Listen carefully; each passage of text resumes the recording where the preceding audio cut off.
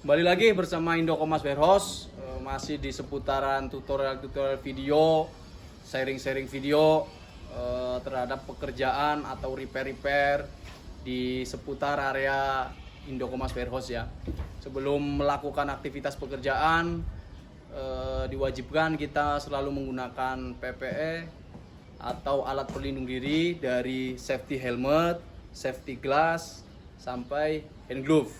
Kemudian jangan lupa pula kita menggunakan baju kerja. Adapun penunjang lainnya dari pekerjaan, area pekerjaan atau lingkungan pekerjaan, kita selalu standby-kan APAR ya dan IWOS. Kenapa harus kita standby-kan? Jadi ketika ada aktivitas atau ada pekerjaan kejadian kebakaran, kita selalu siap untuk penanganannya ya.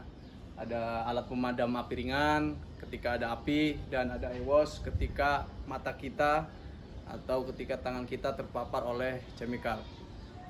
Terima kasih.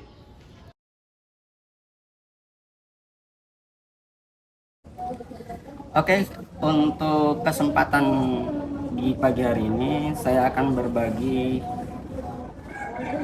tutorial untuk bagaimana sih perawatan dari mesin bor. Ini kebenaran bermerek Bosch yang biasa dipakai di site.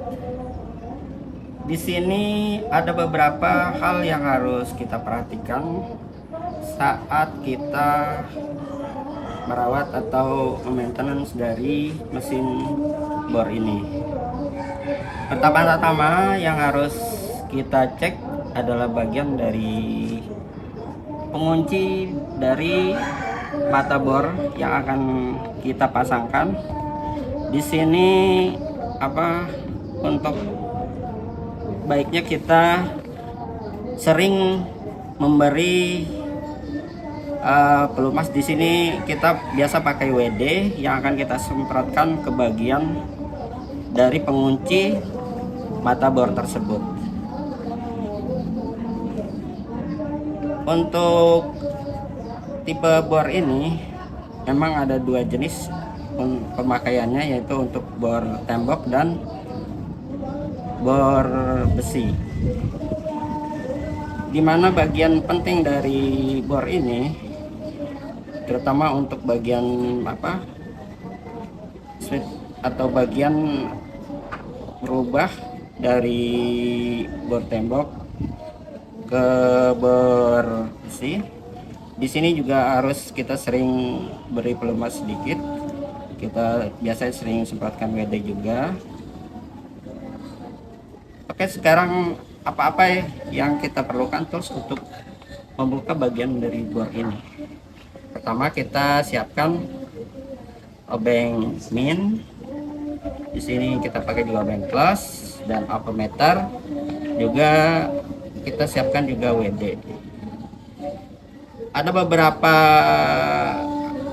baut yang harus kita buka. Di sini ada sekitar 5 ya, 5 bagian yang harus kita buka, dan juga bagian depan dari bor ini juga ada 4 baut yang harus kita buka. Langkah pertama ya kita harus buka dulu bagian depan, sehingga akan terbuka seperti ini. Oke, kita buka dulu. Untuk bagian ini yang harus kita perhatikan yaitu bagian dari bola-bola besi kecil di sini, jangan sampai hilang ya. Di sini juga untuk bagian gearnya ini kita harus beri pelumas atau grease ya, yang biasa dipakai untuk di gear-gear mesin. Dan di sini kita buka lagi, ada sekitar 5 baut ya. Oke.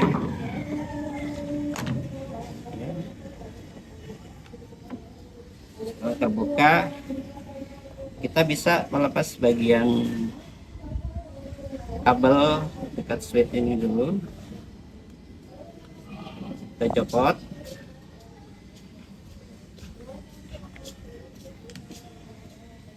Setelah itu kita bisa lepas bagian, oh ini benar terkunci.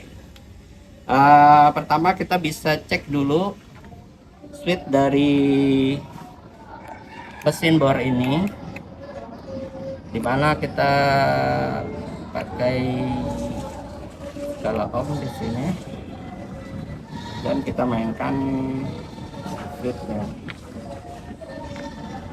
Setelah kita siapkan ampermeter dengan skala ohm di sini, kita coba cek dulu switch dari mesin bor ini, dimana di sini ada 4 konektor yang berada di switch ini.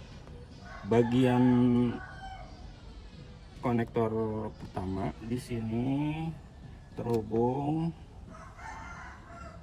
menunjukkan nilai di sini, berarti bagian yang terhubung langsung. Dan bagian kedua di sini ada bagian yang akan difungsikan oleh switch. Saat switch di on, dia akan menunjukkan bahwa itu terhubung. Oke, setelah itu bagian yang perlu kita cek juga di mesin bor ini. Saat kita buka, di sini ada dua bagian, yaitu rotor dan stator. Ini kita lepas dulu, dan di sini kita lihat bagian rotornya, dimana bagian ini harus selalu kondisinya bersih, karena di sini ada pertemuan antara karbon dan putaran dari rotor ini sendiri yang akan menimbulkan debu dari karbon tersebut saat terkikis. Oke, ini bagian ini yang harus kita selalu perhatikan agar koneksi atau fungsi dari karbon tersebut saat mesin bor ini berputar dapat berfungsi dengan semestinya. Ada bagian lagi di sini, bagian dari lilitan motor dari mesin bor ini, di mana bagian ini yang harus kita cek. Di sini kita bisa buka. Untuk mengecek bagian ini, lilitan ini bagus atau tidak, kita gunakan lagi ampermeter, di mana di sini ada ujung dari lilitan satu akan menunjukkan nilai sekitar 4 ohm, dan bagian yang satunya juga harus menunjukkan nilai dari resistansi si lilitan tersebut sekitar 4 ohm, kisaran 4 ohm juga. Berarti lilitan ini baik dan masih berfungsi. Kita bisa kembalikan lagi. Dan ada bagian dari yang harus kita perhatikan lagi dari bagian ini, yaitu dimana karbon brush ini harus dalam kondisi tidak terlalu tipis. Tidak terlalu tipis ya. Kalau sampai dia habis, ini akan timbul short, dimana akan membakar dari lilitan dari si mesin bor ini. Di sini ini masih lumayan baik kondisi karbon brushnya. Disarankan ya, kalau emang sudah mulai tipis karbon brush ini, harus kita ganti dengan yang baru. Ini untuk mengantisipasi saat pemakaian kontinu, dia jangan sampai membakar dari lilitan mesin bor ini. Mungkin baik, itulah beberapa langkah yang harus kita perhatikan dalam melakukan pengecekan dari mesin bor agar kondisinya selalu prima dan kita bisa gunakan dengan semestinya. Terima kasih.